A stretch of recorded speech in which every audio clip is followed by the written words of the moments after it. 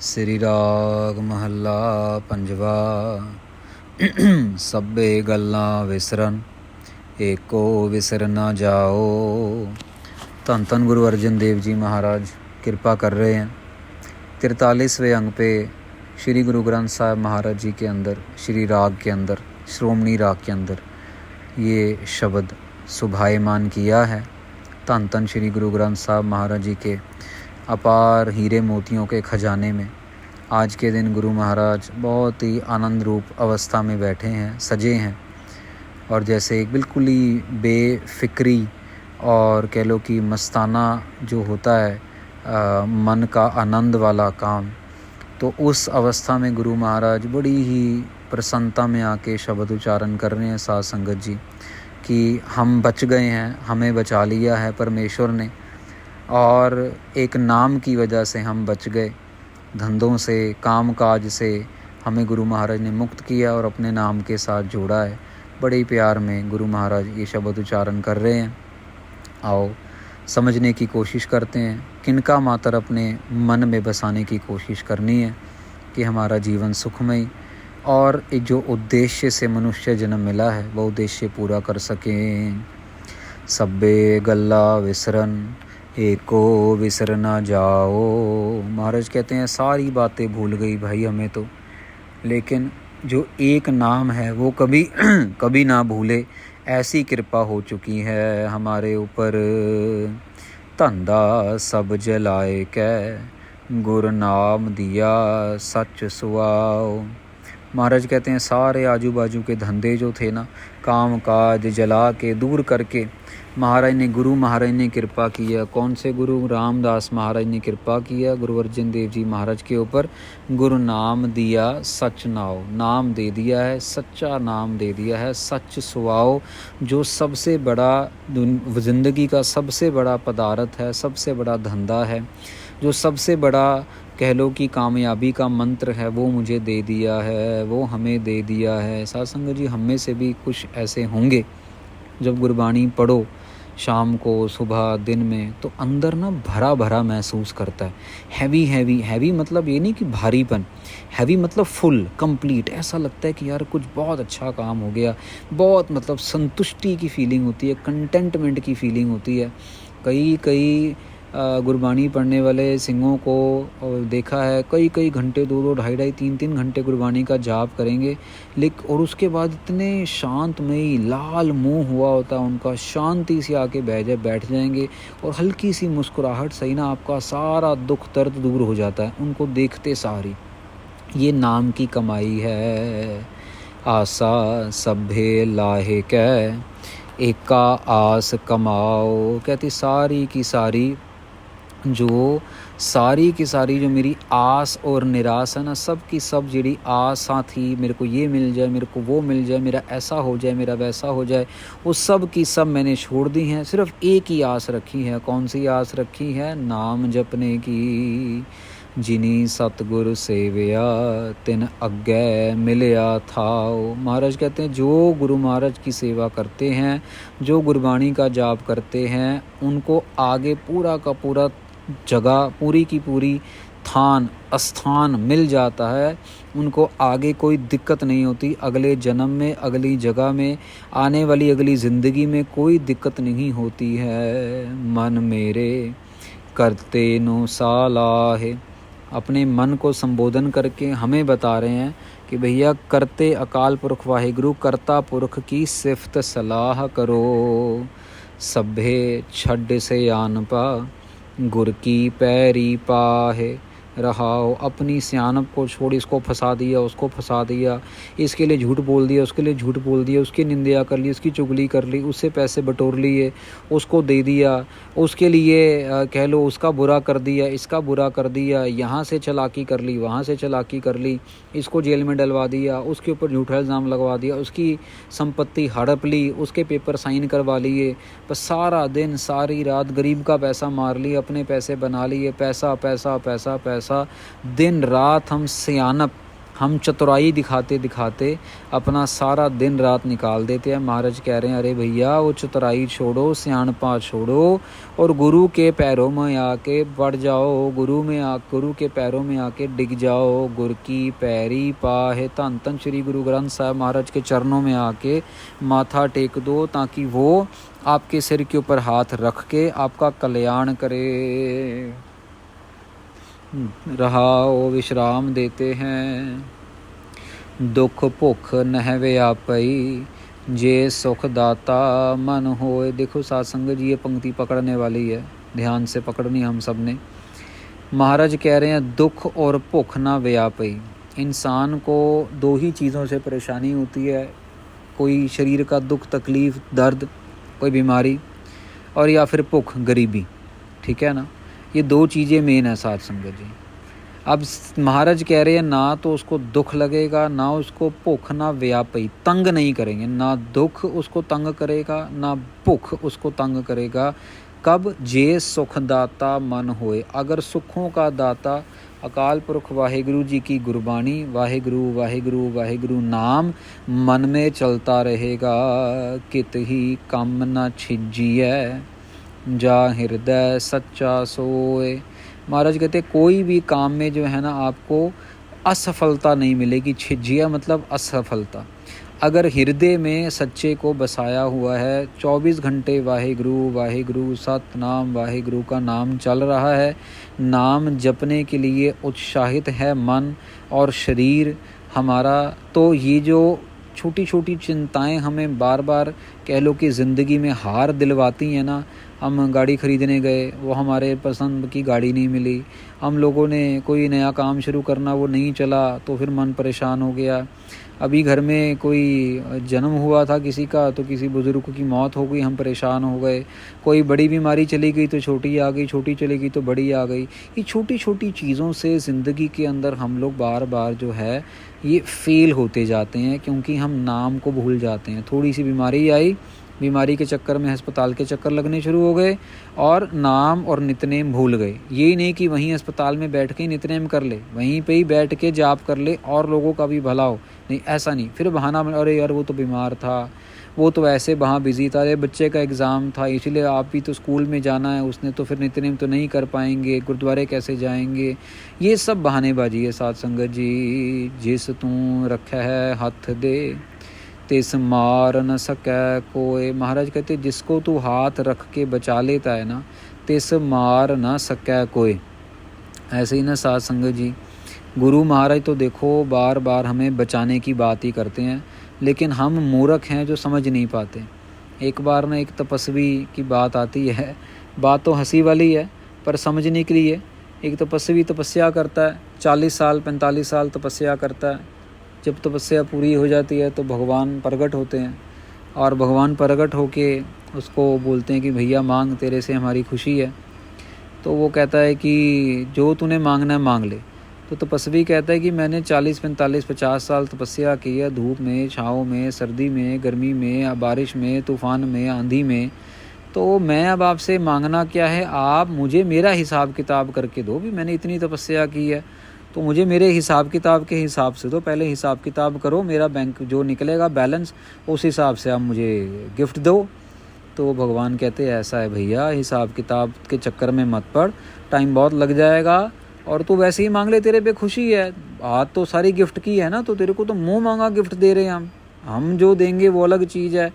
हिसाब किताब में नहीं, मुझे हिसाब किताब का चाहिए। इतनी मैंने तपस्या की, इतने साल मैंने घर बार छोड़ा, बच्चे बीवी छोड़े, अपना सारा काम काज छोड़ा, और मैं यहाँ बैठ के तपस्या कर रहा हूँ। जब प्रकट हुए तो आप मुझे छोटे में टालना चाहते हो। भगवान कहता अरे भैया छोटा नहीं, बड़ा ही देना चाह रहे हैं तेरे को, तू मांग ले जो तेरे मन में है, कोई भी चीज़ है तेरे मन में मांग ले।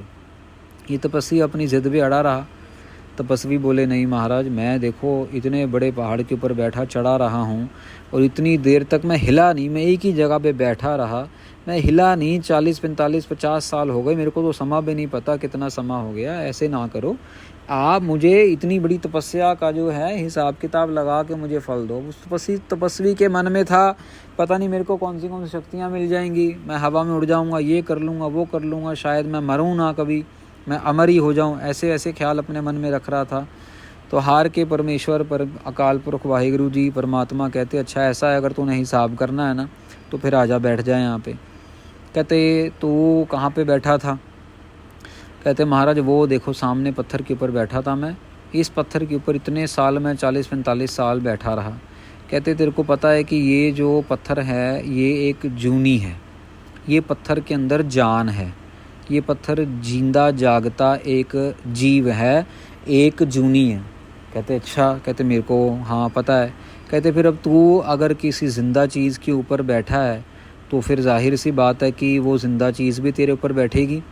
तूने कहा ना हिसाब किताब करो, तो फिर ऐसा कर, हिसाब किताब करते हैं, पहले 40-45-50 साल के लिए तो पत्थर बन जा, और उसके बाद तेरा जो है देखेंगे क्या करना है। अभी तो पहले हिसाब किताब के चक्कर में आया है, तो पहले ये हिसाब किताब पूरा कर, 40-45 साल पत्थर बन, उसके बाद बाकी की बात करेंगे। वो बड़ा हैरान हो गया, बड़ा शर्मिंदा हो गया, कहता नहीं मुझे माफ़ करो, मुझे माफ़ करो। तो असंगत जी, तिस मार ना सकै कोई, परमेश्वर बचा के रखता है, वो हमें मरने नहीं देता है। हाँ, हम मूर्खताई कर जाएं तो वो एक अलग बात है।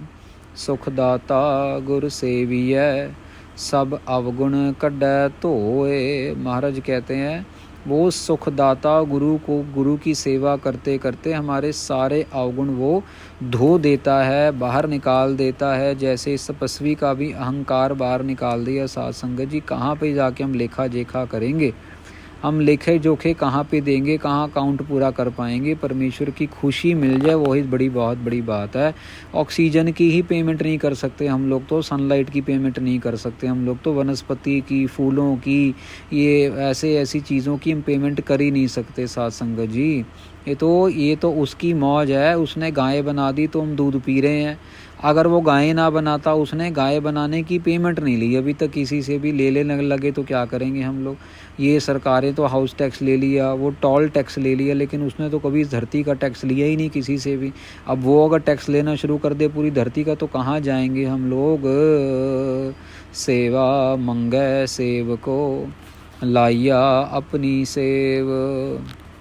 महाराज कहते हैं सेवा मंगै सेवको। महाराज कहते हैं कि आपके जो सेवक हैं वो आपसे सेवा ही मांगते हैं महाराज, वो आपकी सेवा में ही खुश हैं। हम ये कहते हैं कि हमें तो आप अपनी सेवकों की भी सेवा बख्शो, जो आपके सेवक हैं अकाल पुरख वाहिगुरु जी, हमें उनकी सेवा बख्श दो। हम इतने छोटे हैं। साधु संग मस्कते, तुठै तूठै पावा देव।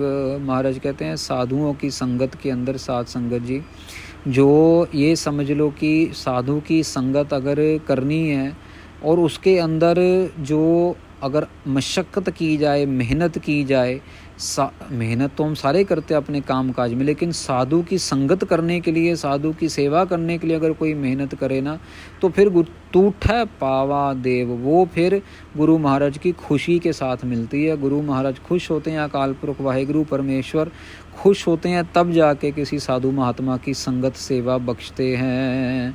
सब आम तो सेवा सब कर सकते, किसी बुजुर्ग की सेवा, किसी अपाहिज की सेवा, किसी अनाथ की सेवा, अनाथ आश्रम में सेवा, वो तो सब आम चलता रहता है। पर किसी साधु महात्मा जो दिन रात लगा हुआ उसकी बंदगी में, जो दिन रात उसको याद कर रहा है, जो दिन रात उसके शुक्राने में है, जो दिन रात नाम की बात कर रहा है, नाम कमा रहा है, नाम खा रहा है, नाम पी रहा है, जो गुरु ग्रंथ साहब महाराज के अलावा और को देखता, भालता, सुनता, समझता ही नहीं है, गुरु महाराज कृपा करते हैं, उनकी सेवा तो सिर्फ कर्मों से ही मिलती है, बहुत बड़े कर्मों से मिलती है, बहुत बड़ी खुशी से मिलती है। इसलिए बहुत कम लोगों को मिलती है, सबको नहीं मिलती। सब किछ वसगत साहिब आपे करण करेव। महाराज कहते हैं सारे सब तेरे वश के अंदर है, तेरे हाथ की मुट्ठी में है सब कुछ महाराज, तुम आप खुद ही सब कुछ कर रहे हो। आप पे करण करेव, आप खुद ही करने वाले हो, खुद ही कर रहे हो सबके लिए। सतगुर कै बलिहारण मनसा सब पूरेव। मैं अपने सतगुरु के बलिहार जाता हूँ, कुर्बान जाता हूँ, बार बार कुर्बान जाता हूँ, जिन्होंने मेरी सारी की सारी मनसा, मेरी सारी की सारी आशा पूरी कर दी हैं। कौन सी आशा? नाम जपने की आशा, वाहेगुरु वाहेगुरु वाहेगुरु वाहेगुरु जपने की आशा। एको दिसै सज्जनो, एको भाई मीत। हमें तो सिर्फ एक ही साजन नज़र आता है, एक ही मित्र नज़र आता है। कौन सा मित्र? धन गुरु नानक साहिब जी महाराज। कौन सा सज्जन? धन श्री गुरु ग्रंथ साहिब महाराज जी सज्जन। अपना दुख, अपना सुख, अपनी खुशी, अपनी गम, हम सब कुछ श्री गुरु ग्रंथ साहिब महाराज के साथ शेयर कर सकते हैं। श्री गुरु नानक देव जी महाराज की गुरबानी के साथ नतमस्तक होते हुए, गुरबानी को पढ़ते हुए अपना जीवन सफल कर सकते हैं। एक सै दी सामग्री, एक सै दी है रीत। महाराज कहते हैं कि सारा का सारा जो ये चल रहा है ना साध संगत जी, हुक्म, वो सब एक ही का है, उसी के सब सामान हैं, उसी की सब सामग्री है। जितना सोना, हीरे, मोती, चांदी, जेवरात, सब के सब एक ही के हैं, एक ही ने बनाए हैं और उसी के हुक्म से सब चल रहे हैं। कहीं पे पैदा हो जाते हैं, कहीं पे गुम जाते हैं, कहीं पे पानी तेज़ आ जाता है, कहीं पे स्लो हो जाता है, कहीं पे फसल सूख जाती है, कहीं पे बाढ़ आ जाती है। सब उसके लिए चल रहा है। उसके लेवल पे बैठ के देखेंगे तो उसके लिए चुटकियों का काम, उसको कोई फ़र्क नहीं पड़ता। साध संगत जी, एकस स्यो मन मान्या ता होवा नेह चल चीत। जब एक के अंदर मन खुबना शुरू हो जाए ना साध संगत जी, जब एक को मन मानना शुरू हो जाए, जब एक से मन रजना शुरू हो जाए, एक मतलब परिपूर्ण अकाल पुरख वाहिगुरु जी धन धन श्री गुरु ग्रंथ साहिब जी महाराज, फिर जाके बात बनती है ता होवा नेह चल चीत। फिर जो मन है ना वो ठहर जाता है, वो मन दौड़ता नहीं है। कभी नीला रंग डाल लिया, कभी पीला रंग डाल लिया, कभी लाल रंग डाल लिया, कभी ये कर लिया, फिर मन ठहर जाता है। कभी यहाँ पे बैठ गए, कभी वहाँ पे बैठ गए, कभी यहाँ चले गए, कभी वहाँ चले गए, कभी इसके साथ फ़ोन लगा लिया, कभी इसको गाली निकाल दी, कभी ये फिल्म देख ली, कभी वो गाना सुन लिया। ये मन की चंचल बिरतियाँ हैं। ये मन की चंचल बिरतियाँ को महाराज कहते हैं नह चल चीत। चीत जो है वो नह चल, चलने से रहित हो जाता है, वो ठहर जाता है। नह चल, चलते चलने से रुक जाता है। साचा खाना सच पैन, सच खाना सच पहनना, टेक नानक सच कीत। उनके लिए साध संगत जी जिनके अंदर मन के अंदर नाम बसना शुरू हो जाता है ना, नाम बस जाता है, उनके लिए उनका खाना, उनका पीना, सब कुछ, उनकी सारी क्रिया नाम ही बन जाती है। उनके खाना पीना कपड़े सब कुछ, उन सब चीज़ों से उनको नाम ही नज़र आता है। कहने का मतलब इतने संतुष्ट हो जाते हैं कि अगर 4 रोटी की जगह 1 रोटी भी मिलेगी तब भी संतुष्टि है, 4 कपड़ों की जगह 1 कपड़ा भी मिलेगा तब भी संतुष्टि है। कोई मन में लालच नहीं, जो दे दो परवान है, जो ना मिले उसकी कोई शिकायत नहीं। साध संगत जी ये समझ लीजिए 4 तरीके के ना बिरतियों वाले लोग हैं। पहले जो हैं जो पाप ही करते रहते हैं, जिनको कुछ और समझ ही नहीं आता, बस खा लिया पी लिया हग लिया, काम में गुस्से में क्रोध में धोखा दे दिया, ये कर दिया वो, ये पाप। दूसरे जो हैं जो पुण्य कर्म करते हैं लेकिन अभी उससे आगे नहीं बढ़े, पुण्य कर रहे हैं, अच्छा काम कर रहे हैं, पर अभी नाम जपने वाला जो है वो जो स्वभाव है वो नहीं बना। तीसरे जो है साध संगत जी जो नाम जप रहे हैं और नाम जपते जपते अपने अंदर परमेश्वर के गुणों का कह लो कि ठहराव करने की कोशिश कर रहे हैं और परमेश्वर के गुण अंदर बसने शुरू हो भी जाते हैं। मीठा बोलना, लोगों का भला करना, लोगों को माफ़ कर देना, गलतियां होने के बाद भी माफ़ी दे देनी, और परमेश्वर के गुणों का वासा होना शुरू हो जाता है। और चौथे वो जो परमेश्वर में एक हो चुके हैं। जैसे पानी की बूंद चली गई सागर में तो फिर वो सागर से अलग नहीं की जा सकती, वो है चौथे किस्म के लोग। यहाँ पे महाराज जो बात कर रहे हैं ना, सच खाना सच पहनना, टेक नानक सच की, तो ये चौथे किस्म के लोग हैं जिनको और कुछ नज़र ही नहीं आता, सिर्फ़ और सिर्फ परमेश्वर ही परमेश्वर, सिर्फ़ और सिर्फ परमेश्वर। बहुत अच्छी और बहुत प्यारी अवस्थाएं हैं। गुरु महाराज कृपा करे, गुरु अर्जन देव जी महाराज अपने सिखों को, अपनी संगतों को इसी तरह गुरबाणी से जोड़ते रहें और ऐसी ऐसी प्यारी प्यारी अवस्थाएं बख्शते रहें। तो साथ संगत जी इसी के साथ 43वें अंग की कथा समाप्त होती है। बहुत ही प्यार से गुरु अर्जन देव जी महाराज ने दया की है, हमें बता रहे हैं कि हमें विसरना नहीं है, परमेश्वर को याद रखना है, और जो याद रखते हैं वो कितने खुश, कितने उल्लास, कैसी कैसी अवस्थाओं के मालिक बन जाते हैं, महाराज ने बताना शुरू किया है। कल 44 अंग 44th अंग की जो है कथा आरंभ होगी।